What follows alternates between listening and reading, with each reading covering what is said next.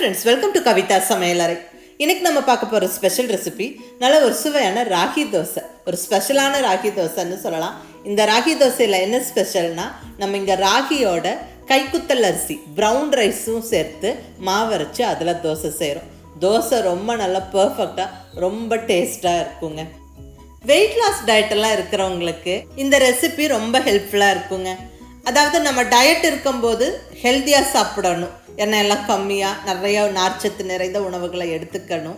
But அது ருசியாகவும் இருந்தால் தான் நம்ம அதை கண்டினியூஸாக அந்த டயட்டை நம்ம கண்டினியூ பண்ண முடியும். இல்லைன்னா பாதியிலே நிறுத்திட்டு எப்பவும் போல் சாப்பிட ஆரம்பிச்சிருவோம்.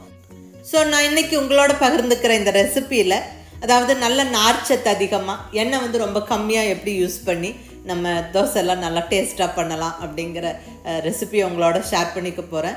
ஸோ நல்ல ஹெல்தி அண்ட் ஃபிட்டாக உடம்பை மெயின்டைன் பண்ணணும்னு விருப்பப்படுறவங்களுக்கு, டயட் இருக்கிறவங்களுக்கெல்லாம் இந்த ரெசிபி ரொம்ப ஹெல்ப்ஃபுல்லாக இருக்கும். மிஸ் பண்ணாமல் ட்ரை பண்ணி பாருங்கள். இப்போ ஃபஸ்ட்டாக நம்ம தோசை செய்கிறதுக்கு மாவு அரைச்சிடலாம். அதுக்கு தேவையான பொருட்களெல்லாம் எடுத்து வச்சாச்சு. அது என்னென்னு பார்த்துடலாங்க. இப்போ நான் இங்கே எடுத்துருக்கிறது ஒரு ஃபுல் கப்புக்கு ராகி, கேழ்வரகு, ஃபிங்கர் மில்லட்டுன்னு சொல்லுவாங்க. இது ஒரு அருமையான மில்லட்டுங்க. இதில் நிறைய கால்சியம் அண்ட் அயன் இருக்குது, நிறைய நார்ச்சத்து இருக்குது. நம்ம இதில் நிறைய டிஸ்கஸ் பண்ணலாம் இந்த ராகியில். இன்றைக்கி ஒரு அருமையான ஹெல்த்தியான ராகி தோசை ரெசிபி இப்போ பார்த்துட்ருக்குறோம்.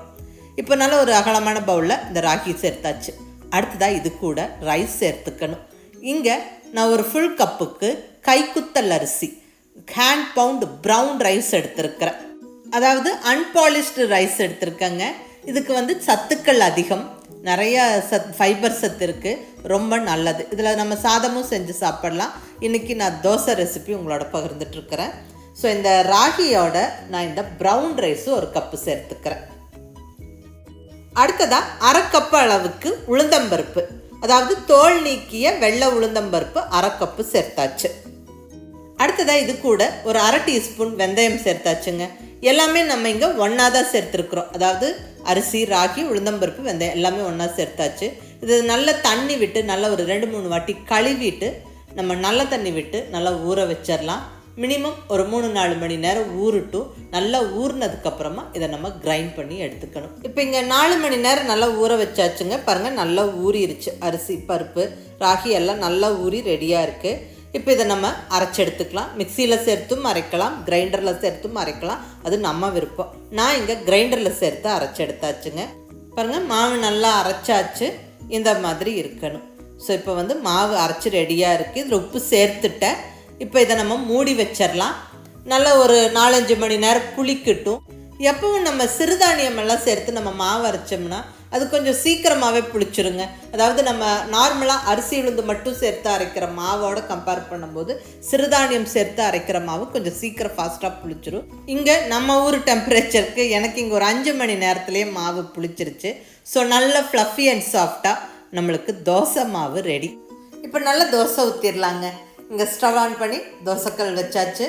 நல்ல மீடியம் ஃப்ளேமில் ஸ்டவ்வை வச்சு விட்டுருங்க. தோசை பேன் நல்லா சூடாகட்டும். அதுக்கு முன்னாடி உங்களோட ஒரு விஷயம் பகிர்ந்துக்கிறேங்க. அதாவது டயட் இருக்கிறவங்க, வெயிட் லாஸ் டயட் இருக்கிறவங்க, இல்லை ஆரோக்கியமான உணவுகளை சாப்பிடணும்னு விருப்பப்படுறவங்களுக்கு, ஆயில் கம்மியாக சேர்த்துக்கிறது நல்லதுன்னு விருப்பப்படுறவங்களுக்கு இங்கே ஹெல்ப்ஃபுல்லாக இருக்கிற மாதிரி வால்கா பிராண்ட் ஆயில், அதாவது தரமான மரச்செக்கு எண்ணெய் வகைகளை தயாரித்து விற்பனை செய்கிற வால்கா பிராண்ட் ஆயில் இந்த மாதிரி ஸ்ப்ரே பாட்டில் வடிவில் எண்ணெய்களை பேக் பண்ணி விற்கிறாங்க. எல்லா விதமான எண்ணெய்களும் இருக்குது. கடலெண்ணெய், நல்லெண்ணெய், தேங்காய், நெய், சன்ஃப்ளவர் இப்படி எல்லாமே இருக்குங்க. ஸோ இவங்க எண்ணெய் கம்மியாக யூஸ் பண்ணுறவனு விருப்பப்படுறவங்களுக்கு ஹெல்ப்ஃபுல்லாக இருக்கிற மாதிரி இந்த ஸ்ப்ரே பாட்டில் வடிவில் எண்ணெயை பேக் பண்ணி விற்பனை பண்ணுறாங்க.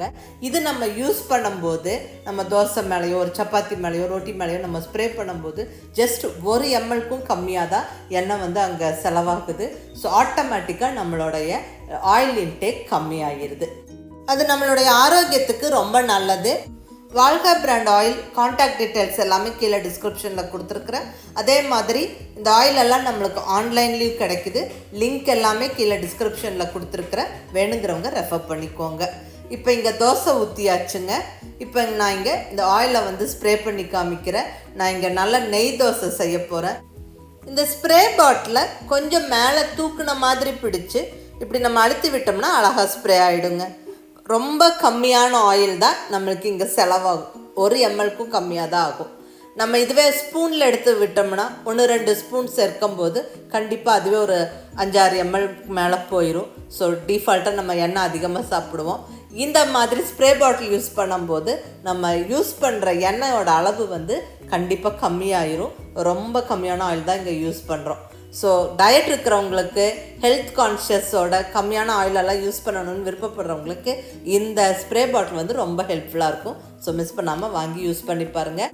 அவ்வளோதாங்க, சுவையான ராகி தோசை ஜம்முன்னு ரெடி ஆகிடுச்சு. இந்த ராகி தோசையோட எல்லா விதமான சட்னியும் ரொம்ப நல்லா பொருத்தமாக இருக்கும். நம்ம சட்னி பிளேலிஸ்ட்டில் நிறைய சட்னி ரெசிபிஸ் கொடுத்துருக்குறேன், அதுவும் நீங்கள் மிஸ் பண்ணாமல் பார்த்துருங்க. அவ்வளோதாங்க, நல்ல ஒரு ஹெல்த்தியான டயட் தோசை இது. ராகியோட அன்பாலிஷ்டு ப்ரௌன் ரைஸும் சேர்த்து அரைச்சி செஞ்சுருக்குறோம். ஸோ கண்டிப்பாக ரொம்ப ஹெல்த்தியானது, டேஸ்ட்டும் ரொம்ப நல்லா இருக்குங்க. அதுவும் இங்கே வால்கா பிராண்டோடைய ஸ்ப்ரே பாட்டில் யூஸ் பண்ணி நெய் தோசை செஞ்சுருக்கோம். ஸோ டேஸ்ட்டும் அட்டகாசமாக இருக்கும். மிஸ் பண்ணாமல் நீங்களும் ட்ரை பண்ணி பாருங்கள். ரொம்ப ஒரு அருமையான ரெசிபி இது. ட்ரை பண்ணி பார்த்துட்டு எப்படி இருந்ததுன்னு உங்கள் ஃபீட்பேக் சொல்லுங்கள். பிடிச்சிருந்தா லைக் பண்ணி, ஷேர் பண்ணி, கமெண்ட் பண்ணுங்கள். கவிதா சமையலறை சப்ஸ்கிரைப் பண்ணி என்னுடைய மற்ற ரெசிபிஸும் வீடியோஸும் பாருங்கள். தேங்க்யூ.